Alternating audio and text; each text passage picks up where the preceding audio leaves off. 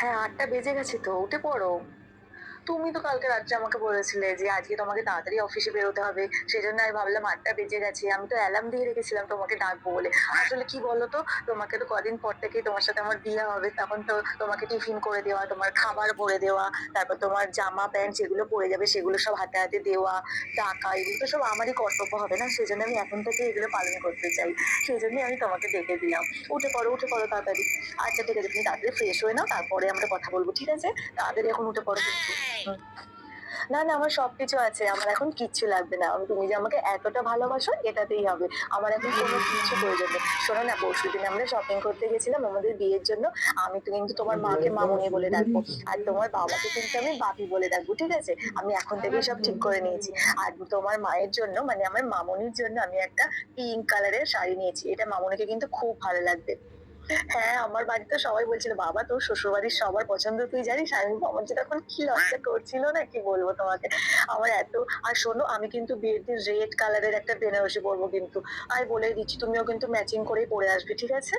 তোমার ওই যে একটা মাসির মেয়ে আছে না সে আমাকে ফ্রেন্ড রিকোয়েস্ট পাঠিয়েছিল। আমি অ্যাকসেপ্ট করে নিয়েছি।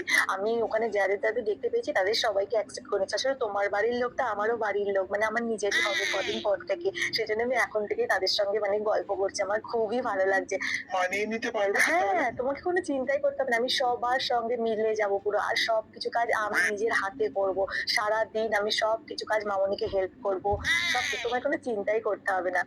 তার কোন জায়গা হ্যাঁ, আমার সব জায়গা তো এখন তো তোমার পছন্দই আমার পছন্দ। তুমি যেখানে, যেখানে আমাকে নিয়ে যাবে আমি সেখানেই যাবো। আমার পাহাড় ভালো লাগে, আমার সমুদ্র ভালো লাগে, আমার জঙ্গল ভালো লাগে সবকিছু। হ্যাঁ, হ্যাঁ। আমরা কি এভাবে দিনের পর দিন কথা বলে যাবো? কবে যে হবে দিনটা যে কবে আসবে আর ভালো লাগছে না। হুম। উফ! সকাল থেকে রাত পর্যন্ত খাটতে, খাটতে জানটা আমার কয়লা হয়ে গেল। বিয়ে করে যে কি ভুল করেছি। ও মা! ওগো মা! বাবার হ্যাঁ, মামুনি? বাবুকে বলে দাও ময়দা আনতে, লুচি হবে রাত্তিরে। আচ্ছা ঠিক আছে বলে দিচ্ছি। ভগবান! আবার রাত্রে লুচি খাবে সব। ভাল লাগে না। কাজের সময় ফোন করেছো কেন? কি হয়েছে বলো? এত খ্যাঁক করছো কেন? ফোনটা ধরেই সারাদিন তো খোঁজও নাও না একবার। বিয়ের আগে কত খোঁজ, কত ফোন, এখন তো আর কিছুই না। তোমার মা বলল বলে তাই জন্যই ফোনটা করেছি। রাত্রিরে তো লুচি খাবে, ময়দা আনবে। শেষ ময়দা হবে না, আটা দিয়ে লুচি করে ফেলো। আটা দিয়ে লুচি করবো? আমি এটা বলতে পারবো না। তুমি বরঞ্চ তোমার মাকে ফোন করে বলে দাও, ঠিক আছে? আর শোনো না বলছি। এখনো কি বাকি? বলছি যে আমার একটা শ্যাম্পু আনবে গো, শ্যাম্পু শেষ হয়ে গেছে। বাথরুমে সার্ফের গুঁড়ো আছে, ওটা মেখে নাও। কি? সার্ফ মাথায় মাখে? ধুর! বিয়ে করাটাই ভুল হয়েছে। আমার আগে কত ভালো, ভালো কথা, কত কিছু আর এখন সব কিছু গেছে। আমার জীবনটাই শেষ হয়ে গেল ধুর।